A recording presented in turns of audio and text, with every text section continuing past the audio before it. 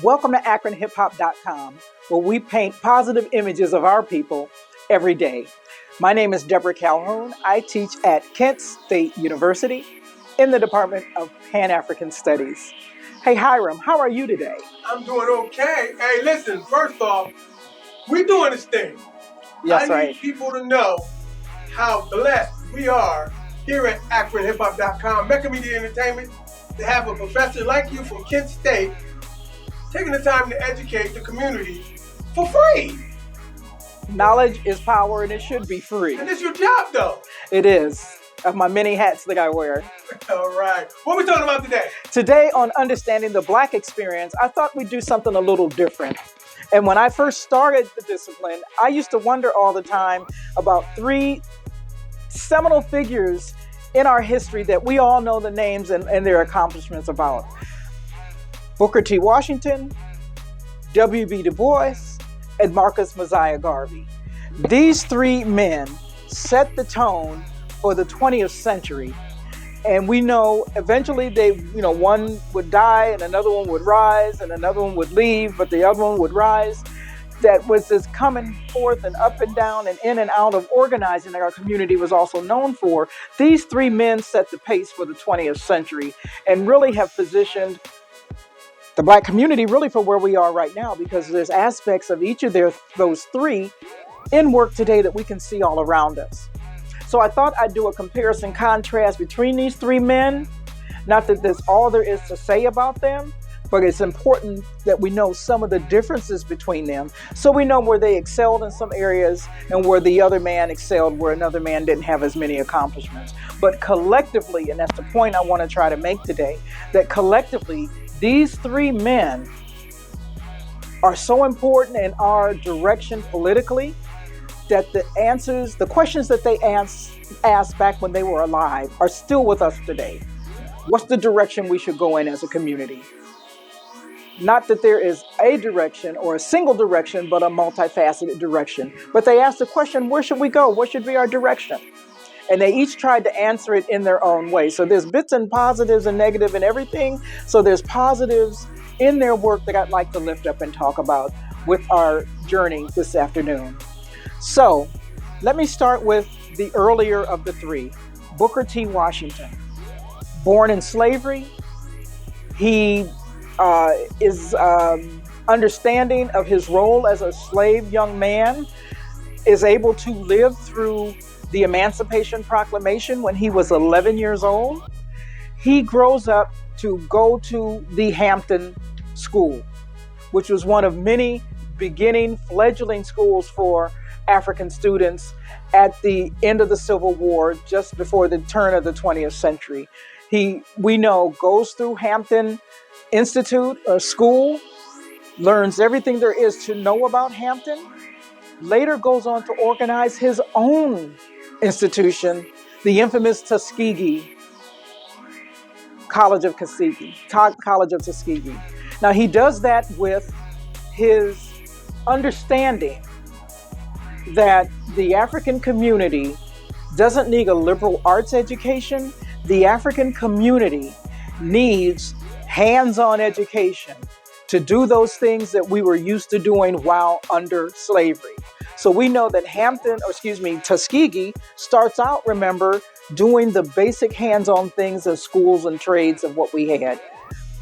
Whether it was animal husbandry, whether it was carpentry, whether it was masonry skills, whether it was woodworking, whether it was painting, whether it was plastering, and on the female side, those domestic chores that we were used to doing in the homes of someone else. That is, of how to keep a home, cooking skills, rudimentary nursing skills. His idea, metalsmithing, I don't want to forget that one. His idea, remember, is that we should do the skills that we're used to doing. And in that way, we would be able to pull ourselves up by our own bootstraps. He was easily a proponent of do for self. We know at this time when he was organizing Tuskegee, he was trying to find the best and the brightest to come to the campus. He was also able to recruit someone else who helped make Tuskegee what it was, and that is George Washington Carver. We know him as the Peanut Man, 1001 Things to Do with the Peanut, but his vein of expertise was in agriculture. And he was able to understand the mechanics of the peanut, broke down its chemical composition, and was also able to create other things that can be done with the peanut, whether it's the oil or the ground protein powder, protein itself. It was he who helped discover and understood the properties of peanut butter as a simple form of protein. And he was, again, able to use other plants in a naturalistic, homeopathic kind of way. He also did experiments and whatnot on the sunflower and sunflower oil and its uses. So again, the model for Tuskegee was agriculture, was on simple, was on hands-on, was on do for self. Segregation did not allow a mixing because of the Plessy decision, didn't allow a mixing socially, politically, culturally of African folks, African Americans with the larger white community. So Booker T took this upon himself to let me create and do this on my own and show as an example to show our worthiness to the larger white community. He did not advocate for civil rights. He did not he was not a proponent to kind of challenge lynching that was going on at this time, but he was able to, with his ability to organize business, organize a network of Black businesses across the country who gave in turn money to Tuskegee. And in fact, he gave, in terms of his reciprocity, able to lift up those businesses that helped support him. He had what was called the Tuskegee machine, which was that network of businesses and political connections. He was also able, with that work, able to have access to the White House. He knew William McKinley, had frequent visits there, but didn't raise the issues of what was going on in terms of racism and oppression amongst our community at the time. Now, Booker T's nemesis or his political adversary was W.E.B. Du Bois. W.B. Du Bois grew up in the North in Boston, had no background in slavery because he was born in a diverse neighborhood. He is important for knowing because he was the first to graduate from Harvard University. W.B. Du Bois was also known for the sociological model that is of constructing a survey, implementing a survey to a certain control group, and then analyzing the information found out as a result of that survey. He did a work called the Philadelphia Negro, which was the first detailed study, sociological study of the African community in Philadelphia. Du Bois was also important in that he was able to go to Atlanta University, where I think he got a doctorship, I do believe, at like 24. He's working at Atlanta University. He was also able to go to Fisk University. Dr. Du Bois was also most known for the idea of what was called protest reform, that we have to protest what's wrong in society and we must reform society. He felt that agricultural-based education, non-skilled education would not help the Black community, as opposed to the Tuskegee machine that Booker T had as his organizational arm.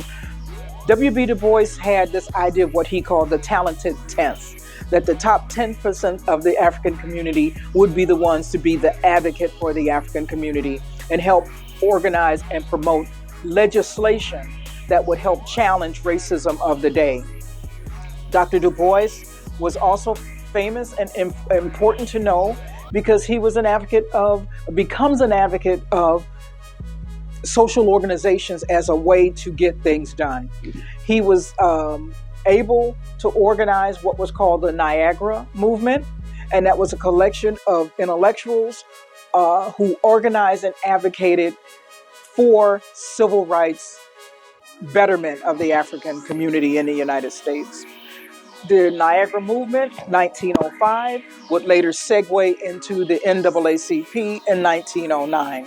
In fact, he and several other signatories met on the American side of the Niagara Falls to discuss the question of an organization that will challenge racism, challenge oppression, challenged the wanton killing of the African community. In fact, after the Springfield riots in, I want to say 1909 or either 7, I believe, was the motivation for organizing the NAACP. Springfield, remember, was the home of Lincoln, and folks were just they were aghast and mortified that a race riot would have taken place in the home of Lincoln. So he was a protest reformer as opposed to Booker T. Washington. And Booker T. Washington, as he dies in 1915, Dr. DuBois and his ideas come to be number one and at the forefront.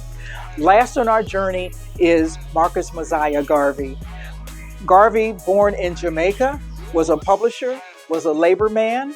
He believes this idea that Black people are oppressed around the world because of the system of oppression of capitalism that's around the world.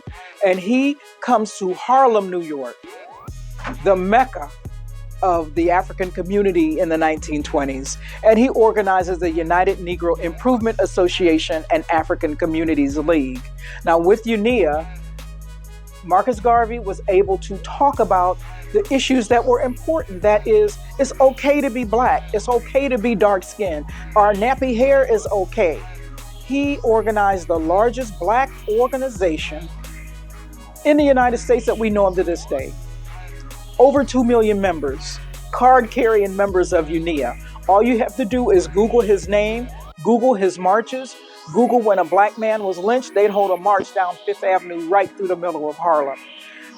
Anytime there was any kind of oppression going on, they'd have a march and a rally. In fact, Marcus Garvey appreciated the do-for-self tenets that Booker T. Washington talked about. But he, as opposed to W.B. Du Bois with protest reform, he talked about Black nationalism. That we as a Black person, as a Black community, have to have our own nation. He says we're disrespected because Africa is disrespected. He said, "Up, you mighty race, accomplish what you will."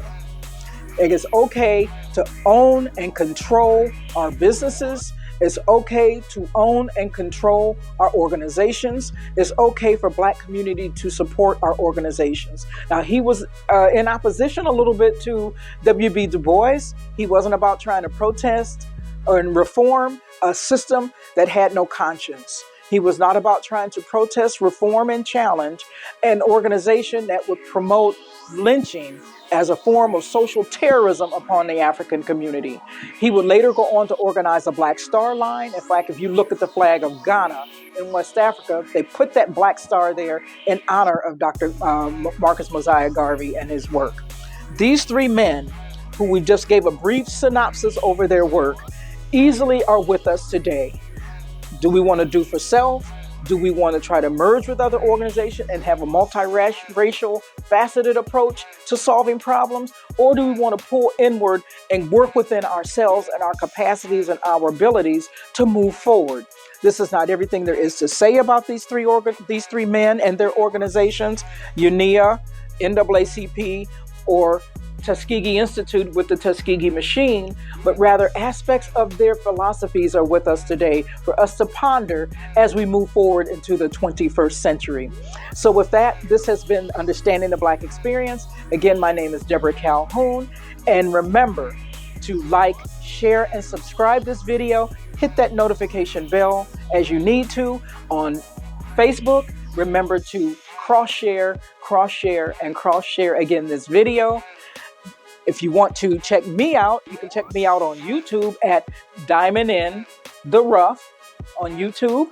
You can hit me up on Twitter at History System. Thank you. And from me and Brother Hiram, thank you and peace and love.